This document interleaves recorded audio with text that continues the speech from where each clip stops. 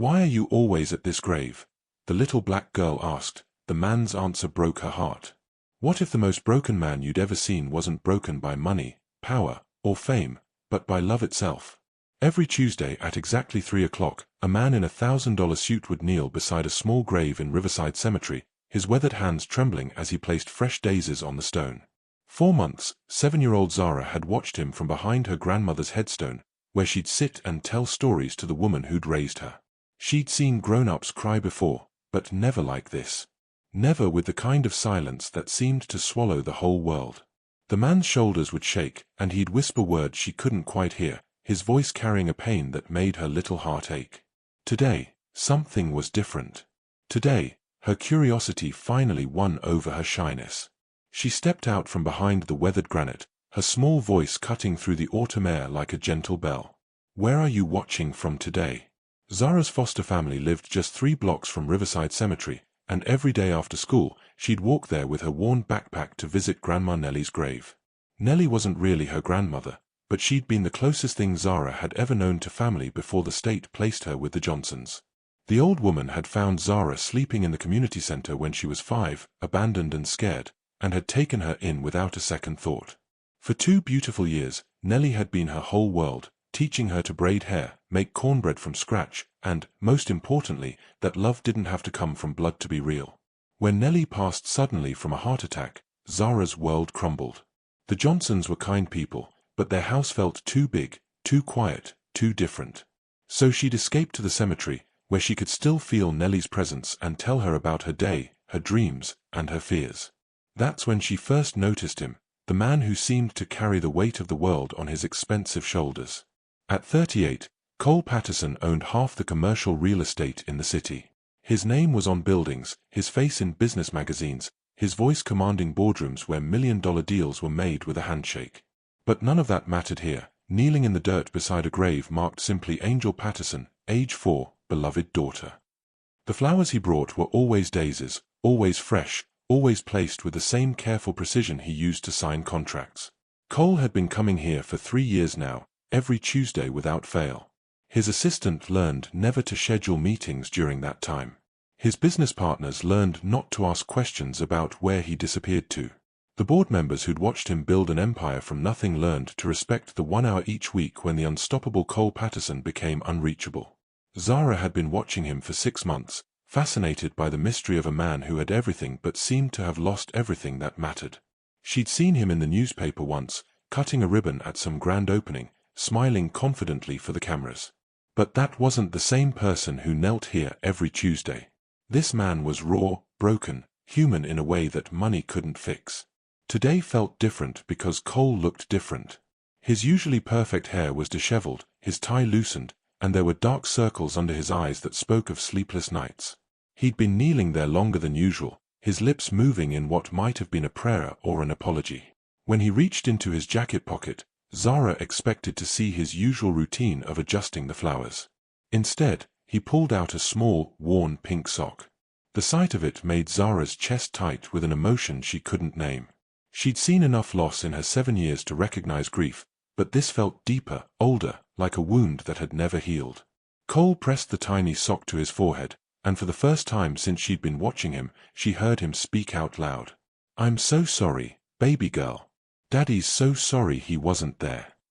The words broke something inside Zara's heart, and before she could stop herself, she stepped forward, her small voice carrying across the sacred space between them.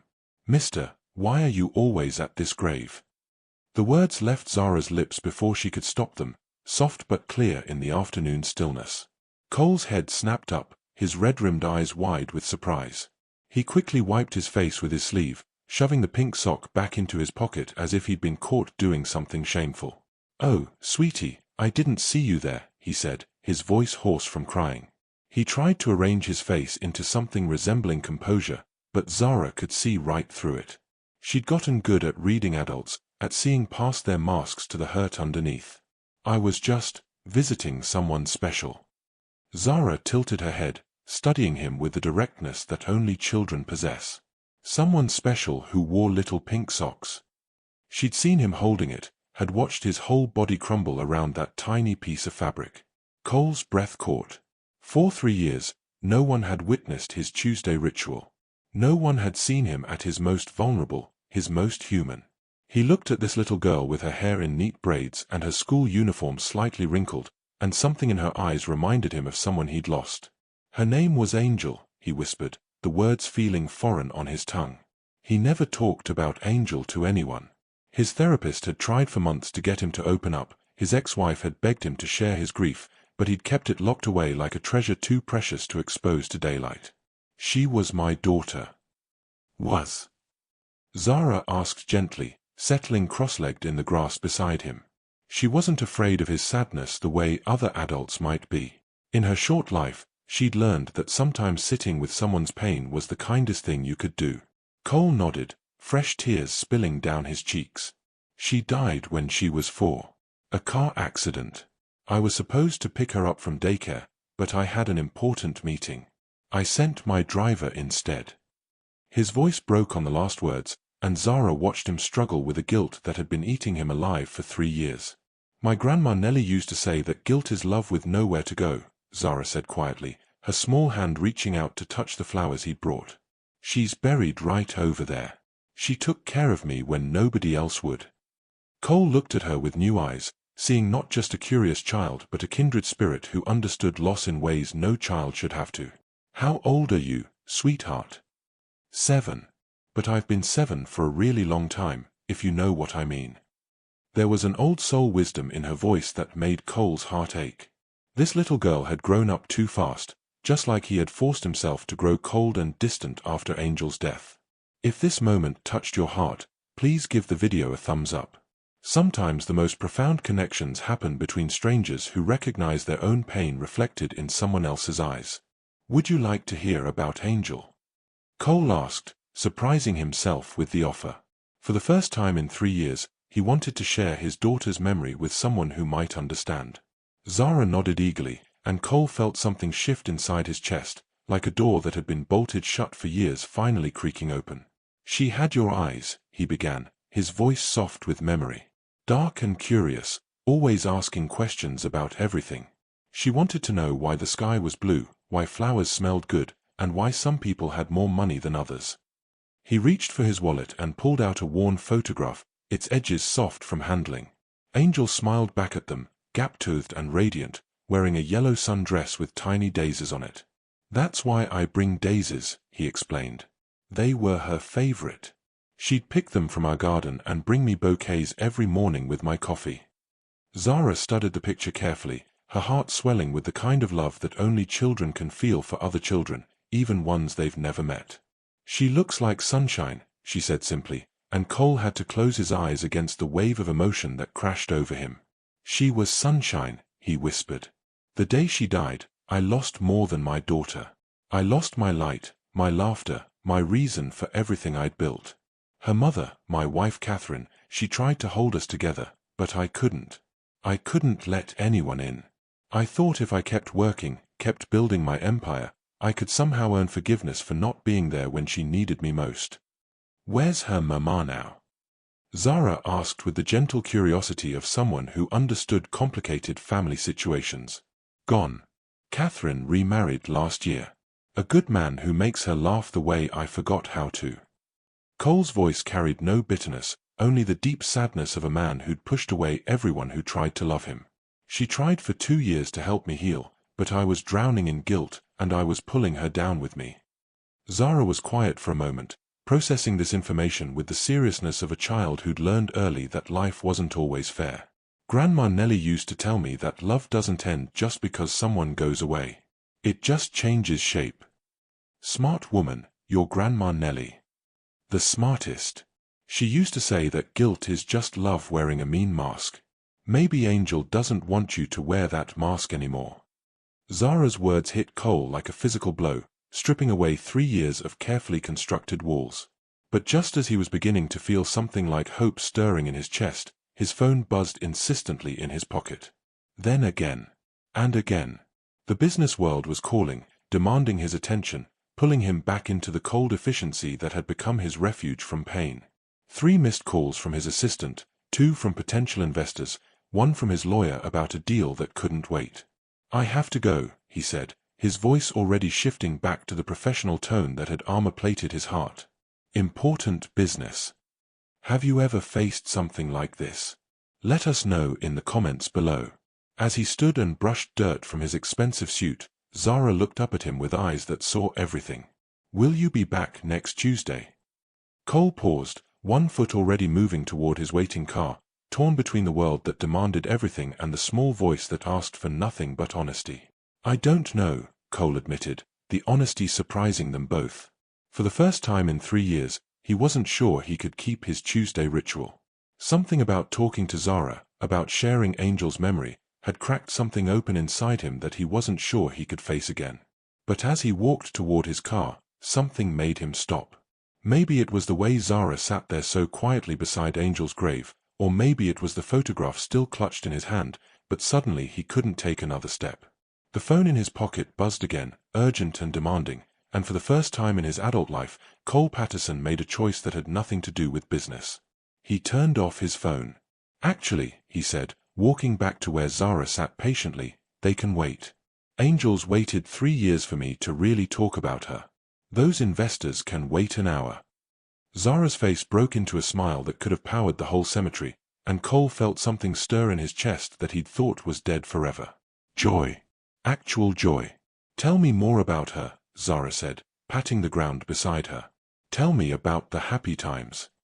So Cole sat down in his $1,000 suit on the damp grass, and for the first time since Angel's funeral, he let himself remember the good times.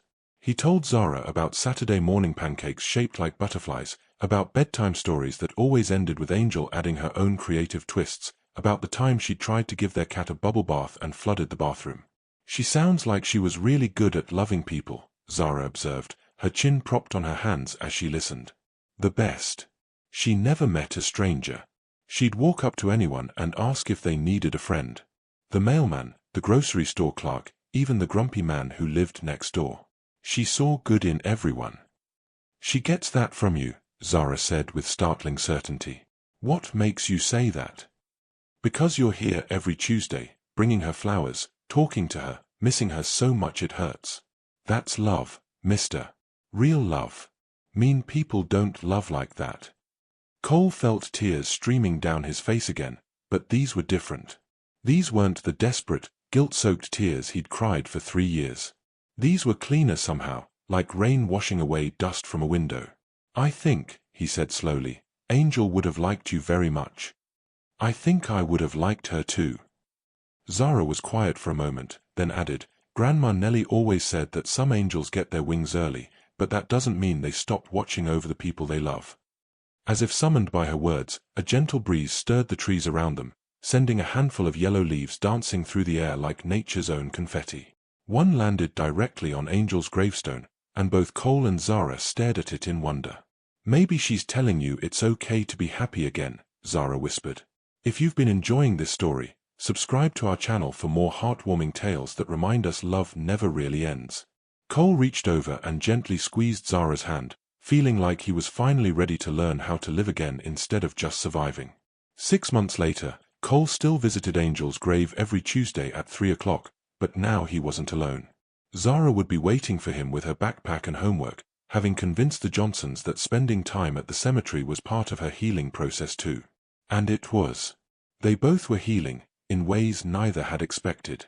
Cole had learned to laugh again, starting with Zara's silly jokes and growing into genuine moments of happiness that didn't feel like betrayals of Angel's memory. He'd started a foundation in Angel's name, providing scholarships for children in foster care, children like Zara who needed someone to believe in their potential. The first recipient was Zara herself, her college fund now secure thanks to a man who discovered that giving love away multiplied it rather than diminishing it. You know what I think Angel would say if she was here? Zara asked one Tuesday afternoon as they sat together on the blanket Cole now brought for their visits. What's that, sweetheart? I think she'd say thank you for taking care of her friend. Zara had a way of seeing straight to the heart of things that continually amazed Cole.